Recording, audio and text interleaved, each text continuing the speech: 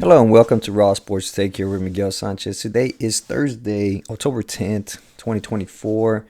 I usually do my NFL previews today. We're going to have a big show. We're going to have a pretty long show here today. We're going to talk about a lot of topics here. We're going to do our NFL picks for week 6 coming up pretty soon. And also, I'm going to do something different today. I'm going to do also some college games you should watch out for, in my opinion, on some of them. There's going to be some pretty good ones coming up, and there's going to be some, for the most part, they're pretty bum games for them. But there's some interesting ones just because of the storylines behind it. But I want to start off this show first with the Spurs preseason game debut of Wembanyama and Chris Paul. It's exciting news. If you're a Spurs fan, it's very exciting. It's very interesting. Watched some of the highlights. I wasn't able to watch the game for the simple reason I was at work yesterday. I was working overtime. And if anybody's worked on the west side, sometimes the west side blows up in San Antonio and you get a bunch of calls.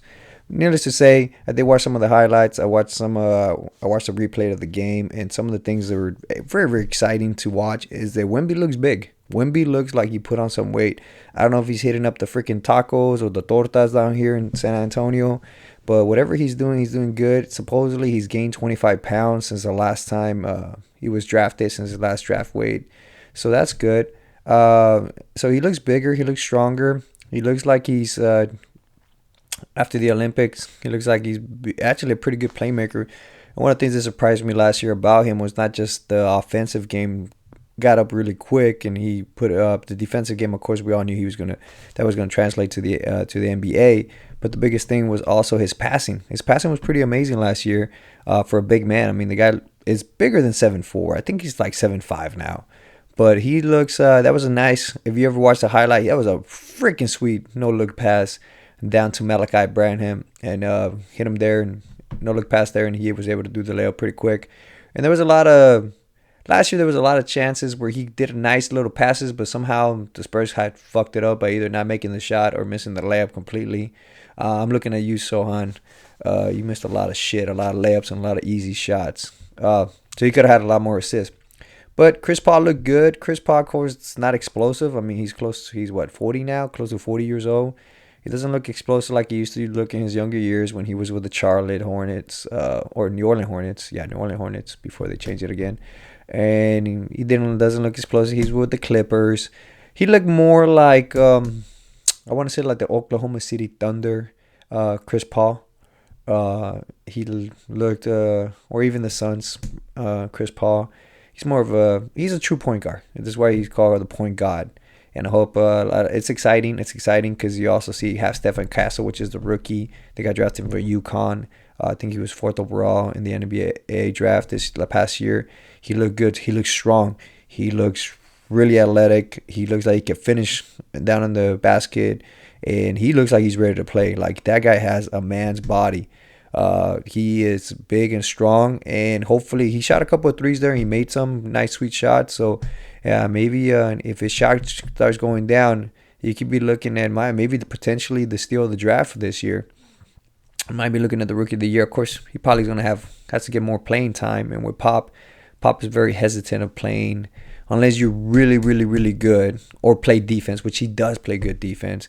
He's very hesitant of playing you right away as a rookie. That's just Pop's thing. So it's exciting. It's exciting if you're a Spurs fan, if you want to watch some of the games. I wasn't able to go. I was supposed to go last night to the game, but again, I worked. It sucks to work. I do have season passes for only half the season, not the whole season. I am not that. I wish I had that much money, but I do have some season pass, so I'll be watching him live this year coming up. So it'll be nice to watch him. And if you ever seen him, ever watch him live, it's a treat. I encourage anybody and everybody to go out there and try to watch him live. I was able to watch him last year live, and it was very exciting. It gets you going again. It gets you excited. It gets the whole city excited here in San Antonio. It does a lot for everybody. And it seems like the city really has embraced him and love him as far as making murals of him already, painting stuff all around the city. And it seems like he also has embraced the city. So that's a good sign to show. So enough with the bullshit Lakers talk that he's going to go to the Lakers. So I would like for any Lakers fans to just shut the fuck up about that. He is not going to the Lakers. I'm sorry about that. I'm sorry that you're stuck with an old-ass LeBron James and his fucking kid that cannot play basketball. What brings me to the Bronny James bullshit If he did not have the name Bronny James, that motherfucker would not have been drafted. Plain and simple. I'm tired of this bullshit that his kid is somewhat good and you try to fucking feed it down my throat when I'm watching the media and when I'm watching the game, when I'm watching SportsCenter. He is not fucking good. But I could already see it already. ESPN, breaking highlights. Bronny James in the G League made a layup. Who gives a fuck about that? The only reason they're talking about it is because they want to get views and because they want to get to talk about how Bronny James, which, needless to say, it is a beautiful story and it's really cool. It is history. A son and father playing in the NBA, especially because LeBron James is still playing at a semi-high level. He hasn't really gotten any really terrible.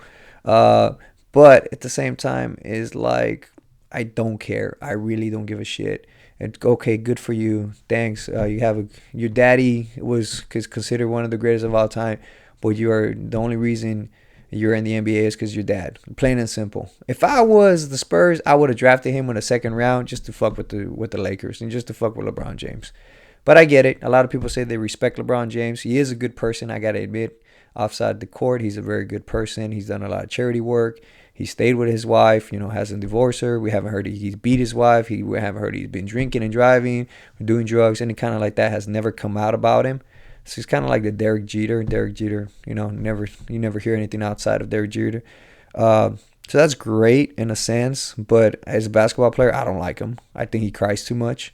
I think he's like Aaron Rodgers. He thinks he's smarter than everybody, and he cries a lot to the refs. So, and that's my thing with him. But that's a different deal. Like I said, great story, Bronny James, LeBron James, great job. But at the same time, I don't give a fuck. At the same time, your kid's not good. Your kid's going to be out of the NBA in the next 2-3 years, for sure. I guarantee you. As soon as you retire, as soon as LeBron James retires, that kid's out of the league. Plain and simple. He's not that good. Now, his youngest kid, I think, might actually have a potential and actually might be a late round, first round pick. But this kid, no.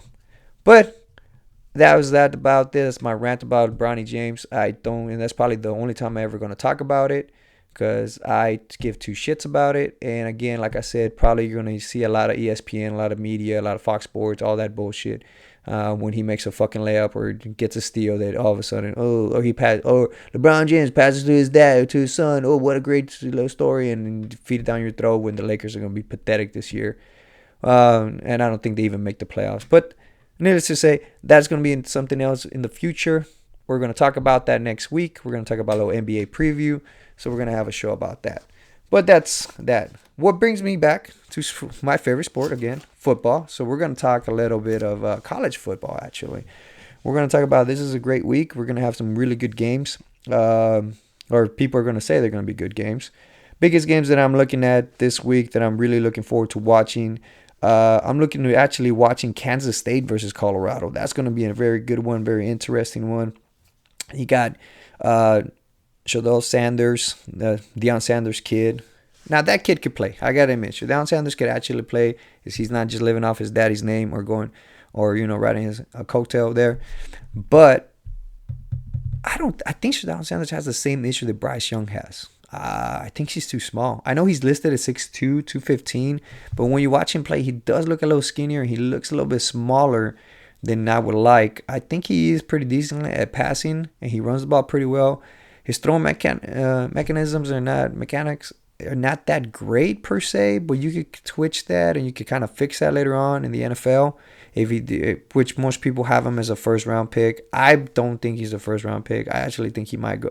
If you could pick him up in the 4th or 5th round, actually he'd be better there. But first round, it's not my liking. But the one player that is exciting is probably going to be top 10, maybe even top 5, is Travis Hunter. That kid is just on another level. He could play both sports. I think he's played 93% of the all-scrimmage plays, which on both offense and defense. So that kid's going to be really, really good. I like to. Has great hands, great athleticism, and yeah, for sure, that kid's that's exciting to watch. So if you ever get a chance, him and Ryan Williams of Alabama are probably two of my favorite college players to watch right now. If you watch the Alabama game against Vandy, it was a great game. If you watch that play where even the Georgia versus Alabama game where Ryan Williams caught that touchdown, did like a 360, then outran everybody like effortlessly, which that was kind of crazy to watch. Like doesn't even look like he's trying. And then you watch the Vandy game where he caught that touchdown there on the sideline. I thought he was out of bounds. I even screamed there like, he's out of bounds for sure. And then you watch the highlights and like, he's not out of bounds. And then like, he picks up that next gear, but it doesn't look like he's running. Like, it's weird to explain. It looks like he's just jogging, but he's faster than anybody else. Like, he literally can go from like jogging to full speed in less than a nanosecond, which is incredible to watch. Those are two probably my favorite players to watch. It's an interesting game because Kansas State is ranked, I believe, 15 right now, in the top 25, and of course Colorado's not ranked. Last time Colorado actually played a decent team, which was Nebraska, they got their asses destroyed. But that was a crazy game. Oh, actually 18. Kansas State is ranked 18th. Kansas State is favored by 3.5 points. Even though they're playing at Colorado, it's going to be a great atmosphere, and I could actually see Colorado winning that game. Kansas State has an interesting quarterback in Avery Johnson, and every single time, if you're a Spurs fan, every single time I think about Avery Johnson, I'm thinking about Avery, the little general Johnson. They used to play for the Spurs, the point guard. He was the one that Will Howard, which we'll get to him later on. Will Howard was the quarterback there at Kansas State. And he transferred to Ohio State. So, and they didn't even try to keep Will Howard. They were like, we're happy with Avery Johnson. Avery Johnson kind of looks like Sunshine from the Remember the Titans. Long hair, blonde hair, and he's actually one of the only top 4 programs, power conference. Sorry, one of the top 4 power conference. The only quarterback that has 800 yards passing and 300 yards rushing. So the kid can run the ball, and the kid could also, which goes back to the running game. Kansas State has a very strong running game. They got Dylan Edwards, who was a transfer from Colorado, who last year was a highly recruited player that went to Colorado, then he transferred to Kansas State. If Kansas State's able to run the ball very well against Colorado and keep it on the ground, I think Kansas State actually ends up winning this game. But it's going to be tough. It's going to be tough at Colorado because I don't know what to believe from Kansas State. I don't know if they are worthy of the 18 rank because they haven't played anybody. The only team that actually was worth the 2 fucks was BYU, and BYU beat the shit out of them. So I don't know if they're worth that high of a ranking. That's the only good team they have played this whole season. On the other hand, you have Colorado, who really hasn't played anybody except Dylan Raiola from Nebraska, or as I like to call him, Patrick Mahomes Jr. or clone. If you ever get to watch Nebraska. That Dylan Raiola has the same. I don't know if he watched Patrick Mahomes since he was at Texas Tech, and he could just watching him all the way through the NFL, but he has the same mannerisms, walks the same way, throws the same way. It's the weirdest shit to watch, but he's a pretty decent quarterback, and he's a true freshman playing for Nebraska. So that and Nebraska also hasn't played anybody really. The only team they did lose one game. I think that was against Illinois. They were ranked, and I think they barely lost that game. But the interesting game about Nebraska is they play in 2 weeks to play Ohio State, which brings me to Ohio State versus Oregon. Everybody's going to talk about that one being the game of the week. I think Oregon's ranked 3 and Ohio State ranked 2 from what I remember real quick. It is at Oregon, so it's at Eugene. So it's going to be a little tough game there to play. You got 2 transfer quarterbacks. You got Dylan Gabriel from Oregon. He used to play for Oklahoma Oklahoma or South Carolina. I can't remember. He's been in the league. He's kind of reminds me of Bo Nix. Like, he transfers everywhere. He seems like he's playing forever. And then Will Howard, of course, used to play for Kansas State last year. Big guy. He's a big boy. If you ever watch him, he's a huge quarterback. I don't know. A lot of people like to say this is going to be the game of the week because it's 3 versus 2. But in reality, I think Ohio State just beats the crap out of them. I think Ohio State's a way better team. They have more talent. And I know it's a tough place to play in Eugene, but I think Oregon just doesn't have it. Their defense is not there. I think Gabriel, from what I remember watching him, he's a lefty. He's prone to a lot of turnovers. He's done very well right now at Eugene with the Ducks, but I think that he reverts back to what he really is, and he ends up throwing a lot of picks. And I can see Ohio State's defense just beating the crap out of them, and I can see this game being by double digits. So that's one of those games, and it's not really a rivalry game either. That doesn't even keep it close. But the big game of the week in college football, I believe, besides the watching Alabama, see if they come back from that bad loss, and same thing. Besides that one, because it's going to or Tennessee, which I don't think Tennessee is really a contender, to be honest with you. So it didn't surprise me they lost against Arkansas. Actually, I was going to bet against them to lose against Arkansas, which I regret now. Uh, it's the game of the week is definitely going to be the Red River shootout rivalry right there. The Red River Longhorn versus Sooners. Texas versus Oklahoma. And as anybody knows, around this time, usually if you go to your local HEB, which is the grocery stores down here, there's a beer that says Oklahoma sucks. And I'm pretty sure in Oklahoma they have a beer that says that Texas sucks. So it's one of those things. It's a big rivalry. It's a big game. It is one of the biggest ones in probably all college football. Besides, I guess Ohio State versus Michigan. That's a big one also. But this is it. At the beginning of the year, this is one of the games that everybody like to mark. This is one of the games that if you live in Oklahoma, if you live in Texas, this is what you live for. This is what's going to be considered shit talking the rest of the year. I mean, Oklahoma could literally win the championship or Texas could win the championship this year because they're probably better this year. But Oklahoma would talk shit to them the whole rest of the year because they lost to them. That's the way that game is. This game has very memorable moments. One of the biggest memorable moments I remember from from this game, Oklahoma versus Texas, was the Roy Williams Superman jump. That was an incredible play where he jumps over the line and he's flying like Superman, catches Phil Simms. Phil Simms throws the ball badly, gets intercepted, and Oklahoma gets it for a touchdown. And this is also one of the games, which is good news for Longhorns in this game. They are favored by 14.5, and I do believe they do not keep it close. I think they do cover the 14.5 spread, just for the simple reason that the talent over in the Texas Longhorns a lot better than the talent right now in Oklahoma. And also it's going to come down to quarterback versus quarterback. We have a true freshman in Michael Hawkins Jr. who just came in against Auburn, and they did win that game, but it wasn't really because of him. It was more because Auburn kind of fucked it up there at the end. So you got a true freshman in a rivalry game, one of the biggest games usually in college football, in an atmosphere that's going to be crazy. So I just don't see him handling the pressure that well, and I don't expect anybody to handle that kind of pressure right away. And then on the other side, you got the starting quarterback coming back, Quinn Edwards, and so he should play well. And of course, if he doesn't play well and struggles, you always got Manning to back him up. So that's always a good sign. One crazy stat that I saw earlier today was that Texas actually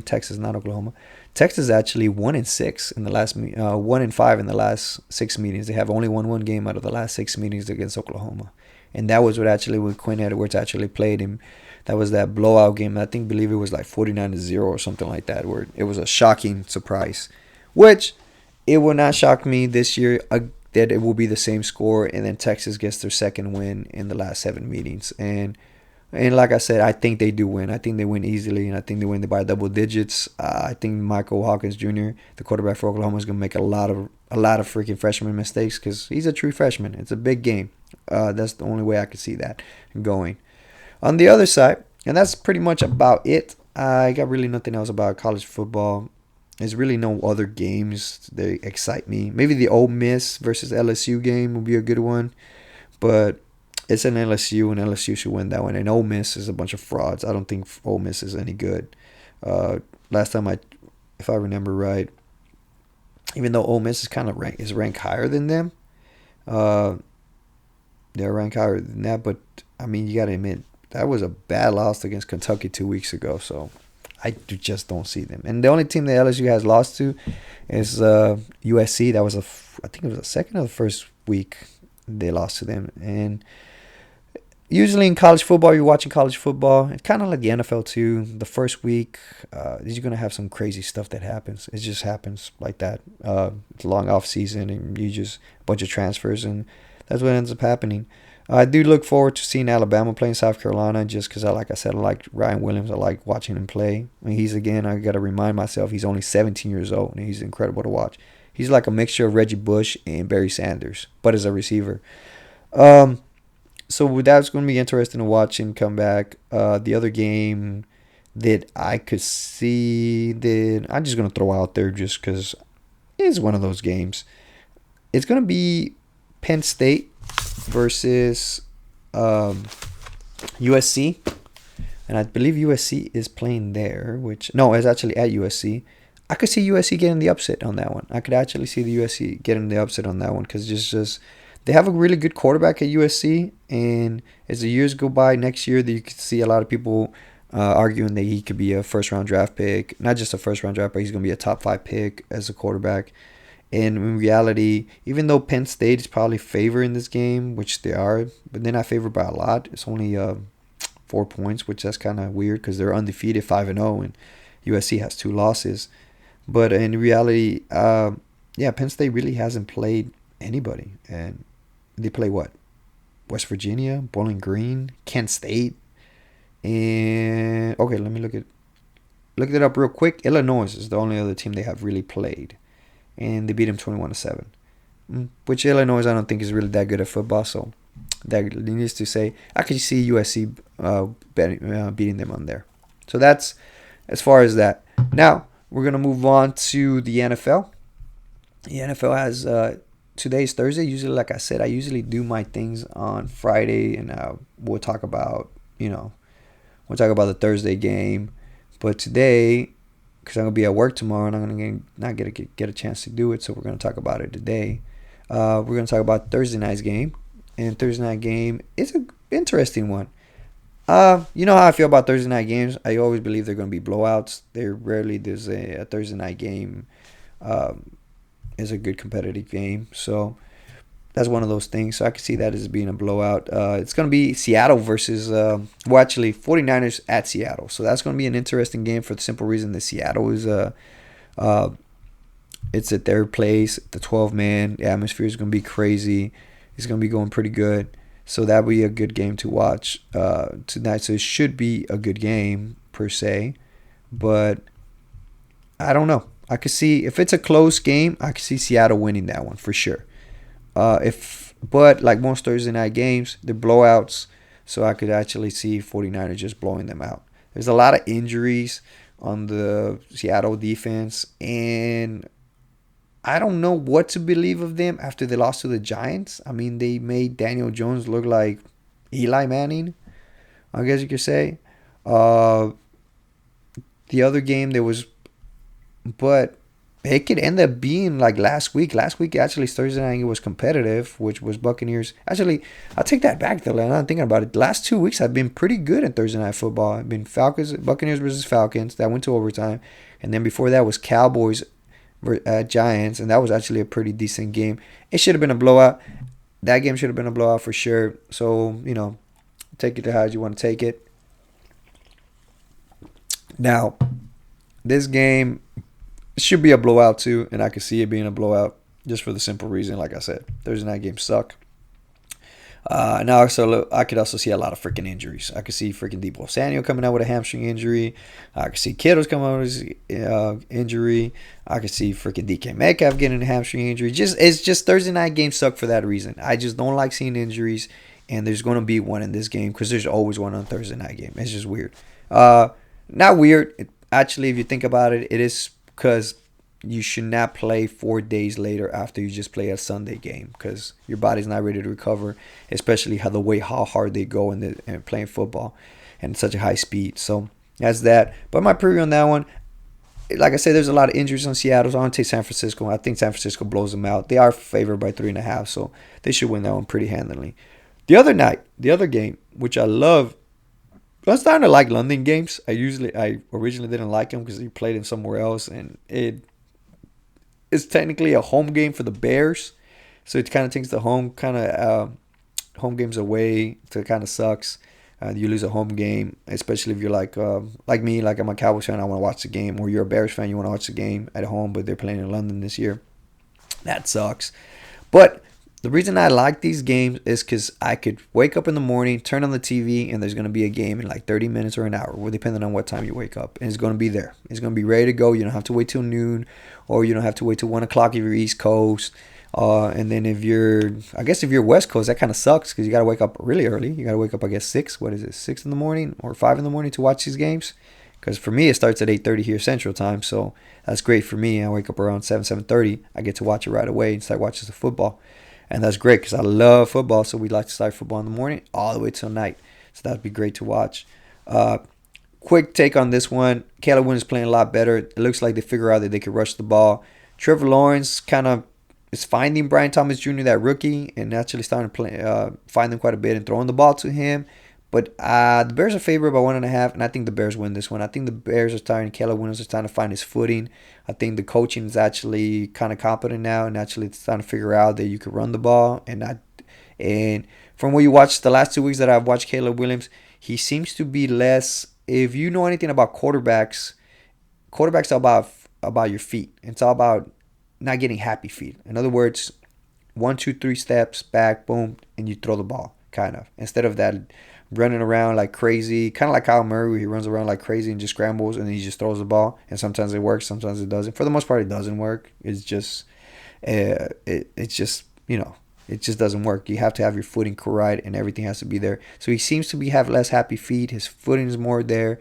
His feet's there. So that leads me to believe that he's playing. He does have 117.5 passer rating. He's thrown 3 touchdowns and 0 interceptions in the last 2 games.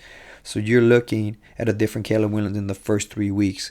So for that reason, I'll take Caleb Williams any day. And Trevor Lawrence, he's starting to really, if he doesn't get it correct in the next few weeks, I think he's the bust. He's going to be one of the biggest first-round busts there has been in a while. So sorry, Trevor Lawrence, but sucks to suck.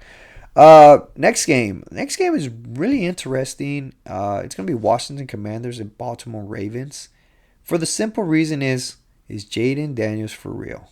And it's gonna be Jaden Daniels versus Lamar Jackson. Lamar Jackson and Jaden Daniels, aka Lamar Jackson 2.0. Because at this point, at this point in their careers, if you compare Lamar Jackson first year compared to Jaden Daniels' first year, Jaden Daniels is better at this point in his career than Lamar Jackson was. Just saying.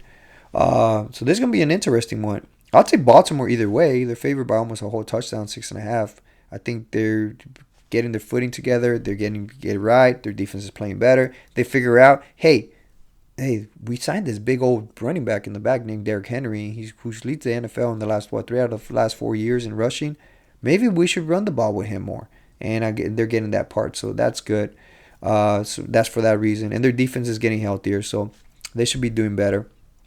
And I think and we're going to see Commanders. Now, if the Commanders pull a freaking upset on this game, then you better take the Commanders for real. They might actually come out of the NFC period. Not just the NFC East, but the NFC. Next game, it's going to be Arizona Cardinals at Green Bay Packers. Everybody's picking the Packers on that one. They're favored by 5 points on this game. I don't know. Is the Arizona Cardinals good? Because they did come back. They did beat the 49ers, and I think the 49ers are pretty decent. Are the Packers for real? That's the other question. Is Jordan Love finally figuring it out? This should be his 3rd game. According to stats, he is the worst quarterback when it comes to pressure. So anytime you pressure him, he's the worst. Not even close. Out of 34 quarterbacks, he's the worst. Sorry, Packers fans. I know you don't want to hear that because he's the 2nd highest paid player in the NFL. But the boy sucks against pressure. Which, everybody kind of don't likes pressure. I don't think any quarterback likes to go and say, hey, yeah, go ahead and blitz me. I love it when you're going to hit me before I throw the ball. Nobody says that.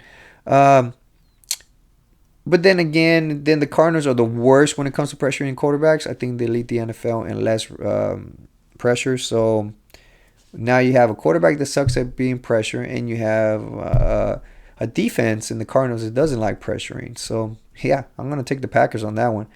But I could also see the Arizona Cardinals upsetting them just because maybe Kyler Murray decides to go crazy with but at the same time, I don't see that. I just don't. It's just too many things going for the Packers. It's at home. They should do better. So Packers on that one should be a pretty easy pick. Houston Texans and New England Patriots.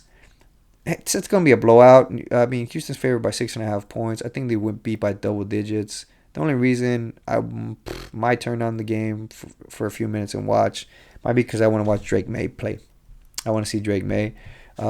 Great name as a quarterback.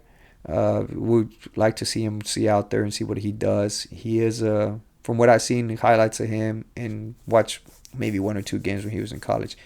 He likes to throw the ball. He likes to throw long. So it'll just be interesting to watch. It'll be interesting to watch against him.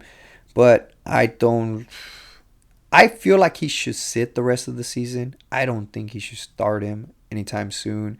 That offensive line is just disastrous for the Patriots. It's terrible. If you watch that Jets game versus Patriots, all the Jets did was blitz. They brought in just one more person they couldn't block, and for some odd reason, the Jets couldn't figure it out, and they let that guy kill the quarterback, Jacoby Brissett, and or pressure him so fast that they couldn't do anything.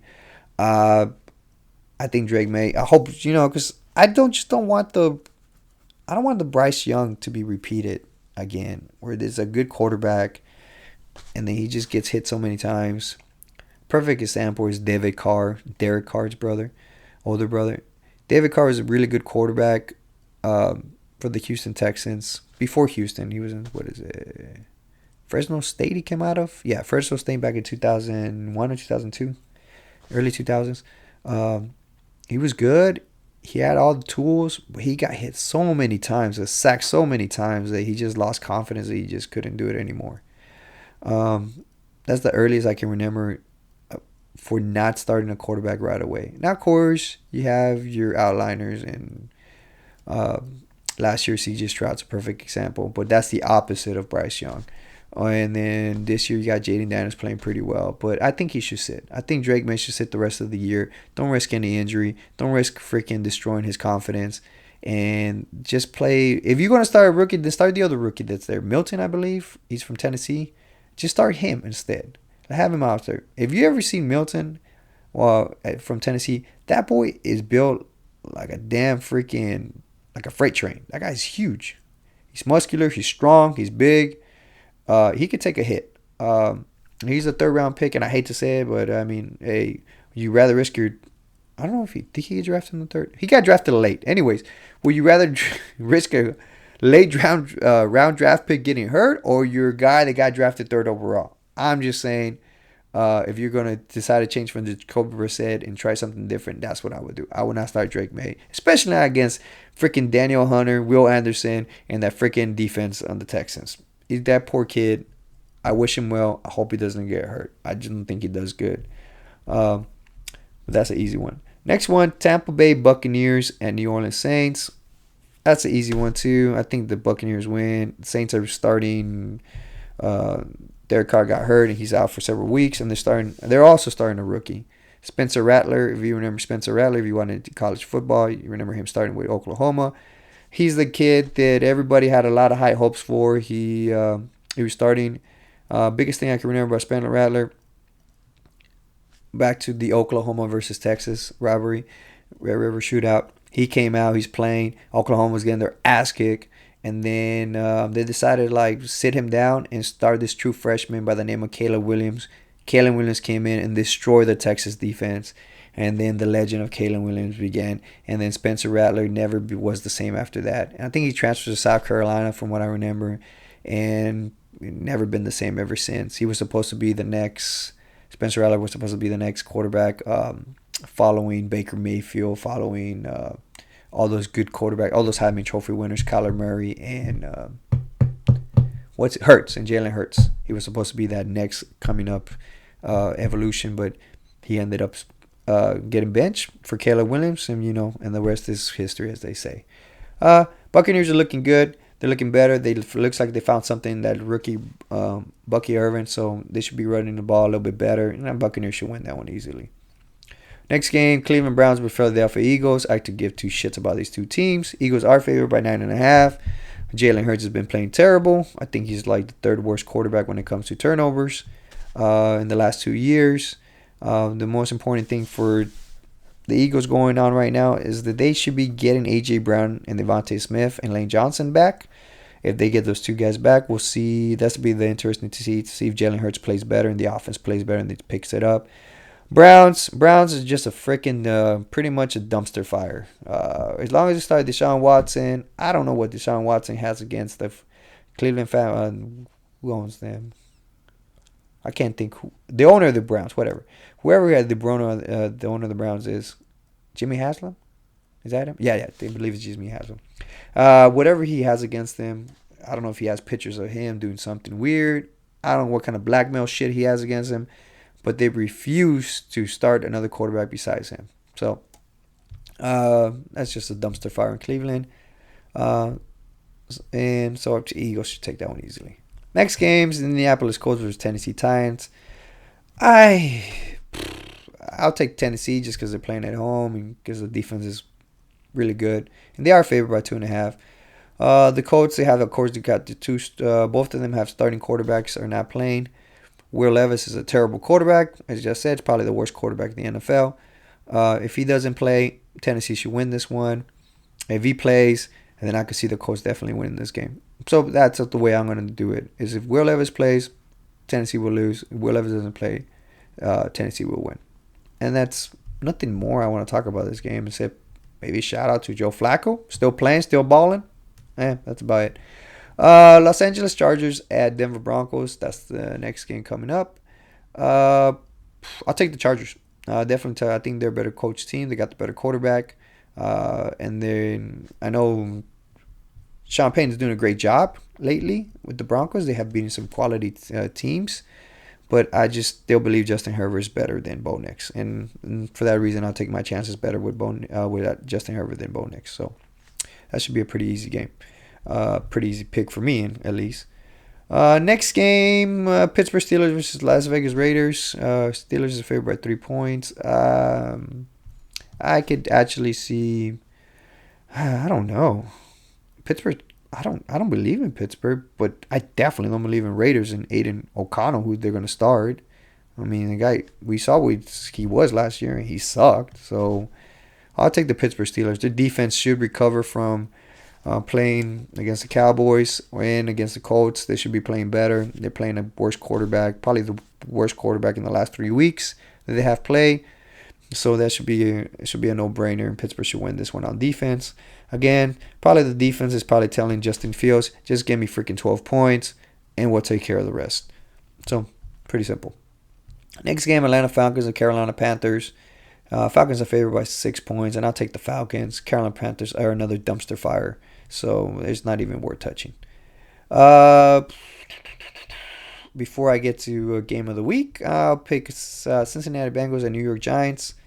I am a big Joe Burrow believer, and I think the offense is getting it together, and eventually they will get it together and start playing better.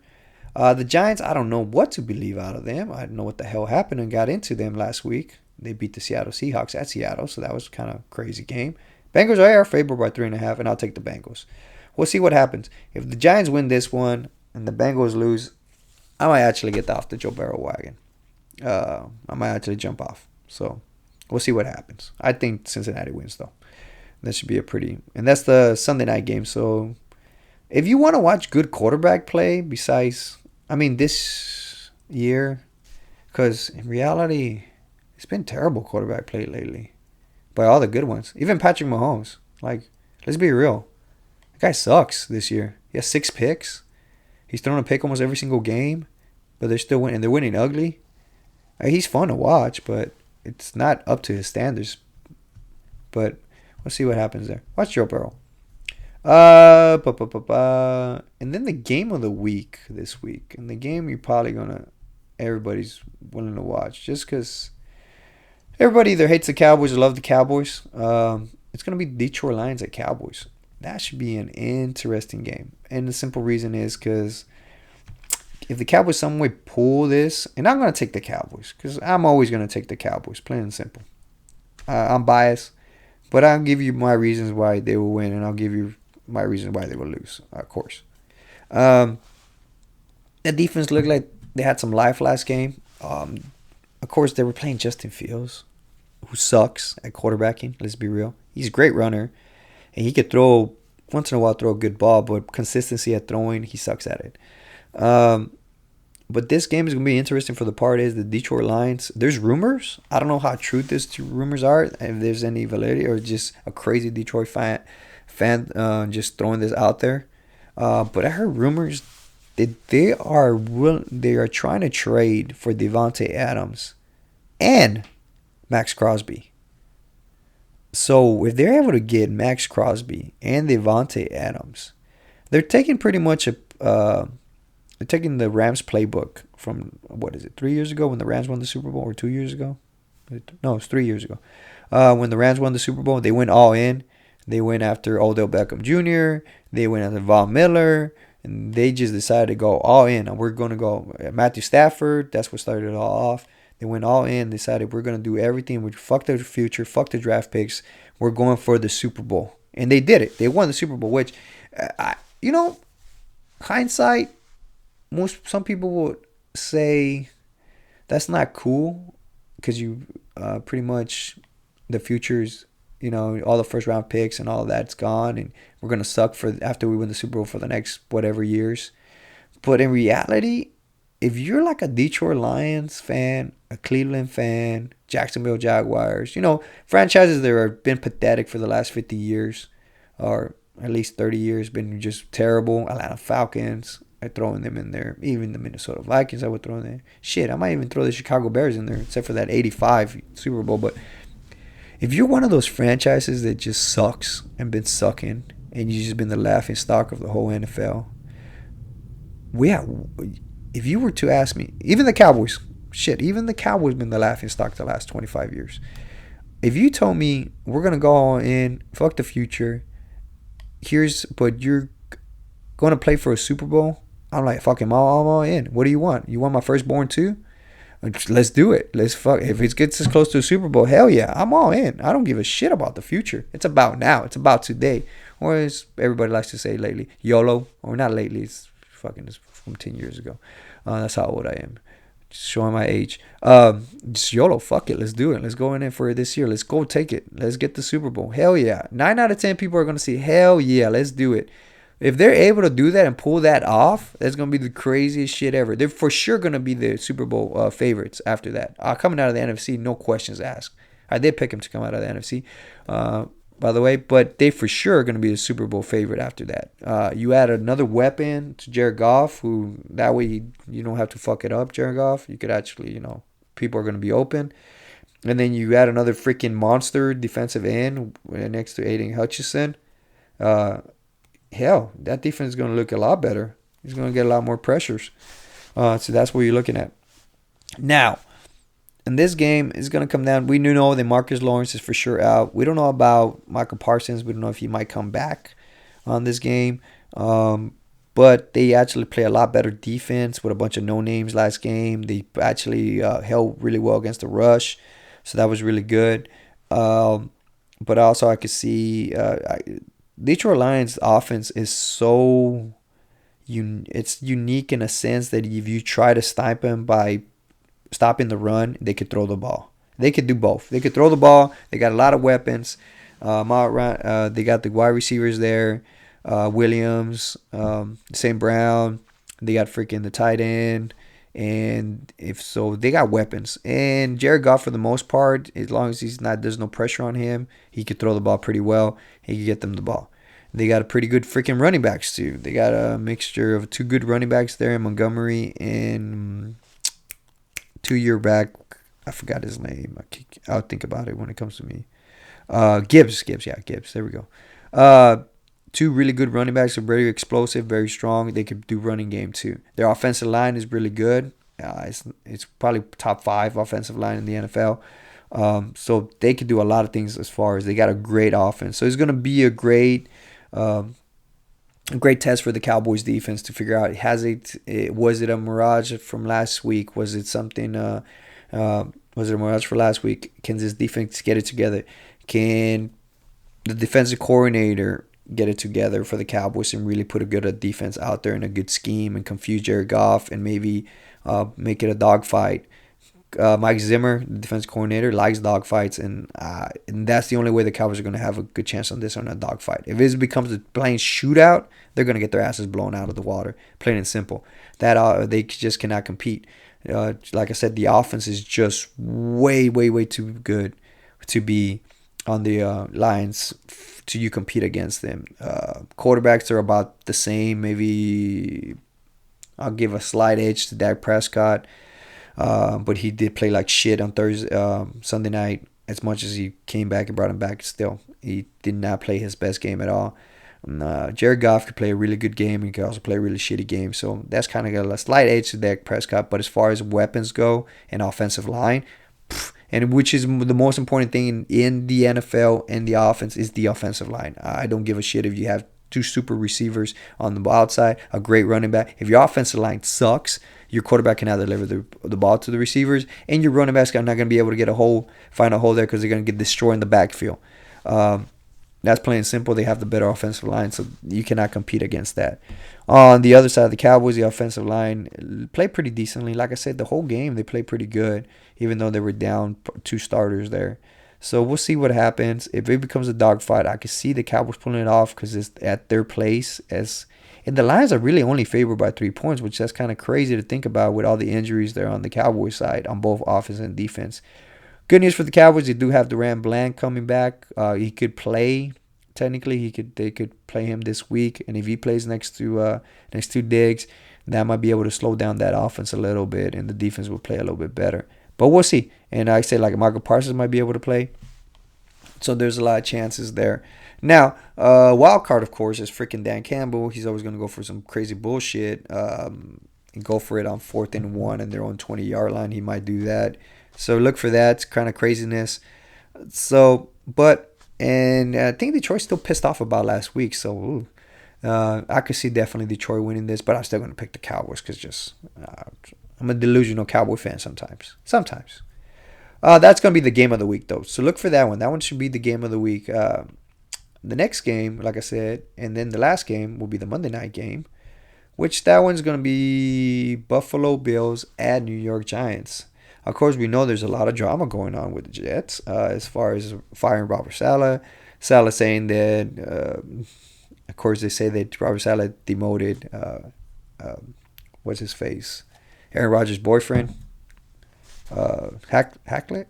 What's his fucking name? Whatever. The offensive coordinator for the offensive coordinator there for the Jets, because they haven't been throwing the ball well. They haven't been doing well. Their offensive line is not that great. So because of that, they decided to. Supposedly, rumor has it that Robert Saleh came into the room, went after him, and decided to demote him. And then and then 5 minutes later, Robert Saleh got fired. So I think it's an Aaron Rodgers. I think it's an Aaron Rodgers fire. I think Aaron Rodgers did fire him. I don't know what Nathaniel Hackett and Aaron Rodgers have in common, or did they like Goldfinger, or did they do some weird stuff in the back? I don't know what the hell happens between them. I don't know what Aaron Rodgers' fascination is with Nathaniel Hackett.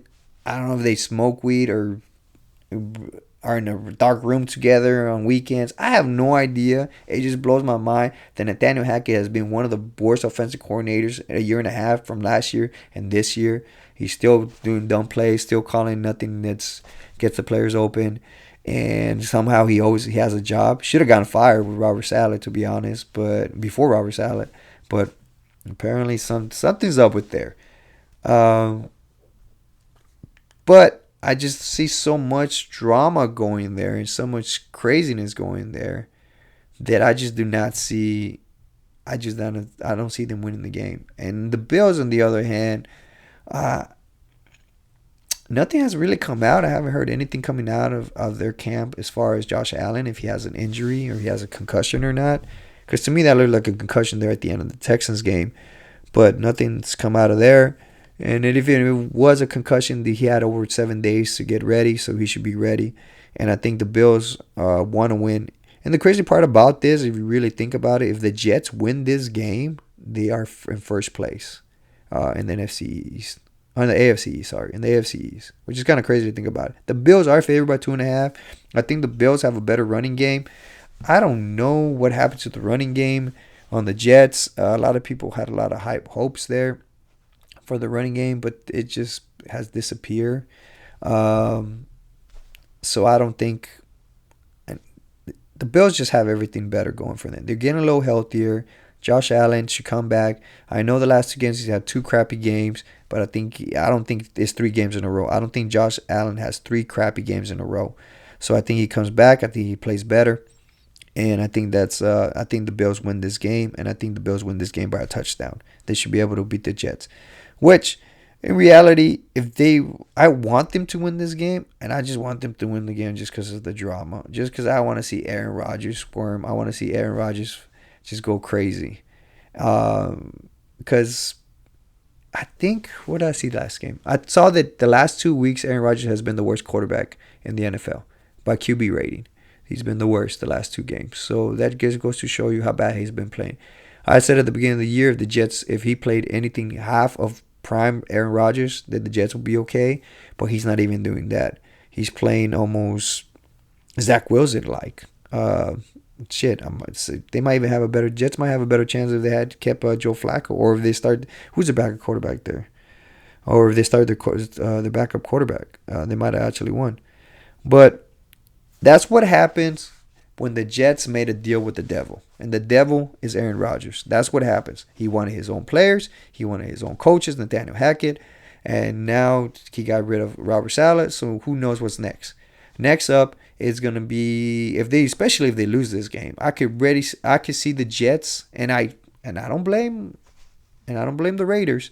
I could see the Jets offering a first-round draft pick for Devontae Adams, because that's how bad Aaron Rodgers wants him, and he thinks the team will be better with him. Which the team, yes, it will be better with him, but a first-round pick, that's crazy talk.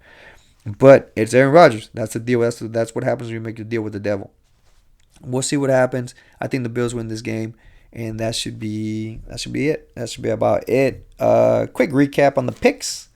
49ers over Seahawks. Bears over Jaguars. Ravens over Commanders. Packers over Cardinals. Texans over Raiders. Bucks over Saints. Eagles over Browns. Titans over Colts. Chargers over Browns. Steelers over Raiders.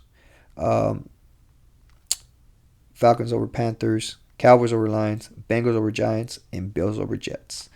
Well, until next time, we'll have a recap of what happened Tuesday, preferably. Hopefully we record this on Tuesday, and we'll have a recap of what happened week 6. Thank you for listening. Enjoy the football this weekend. Enjoy the football starting today, Thursday. And if you live in Texas, enjoy the Friday Night Lights. Make sure you go out there to the high schools and watch some of the games, because football is live here. And enjoy your weekend. Have a good one.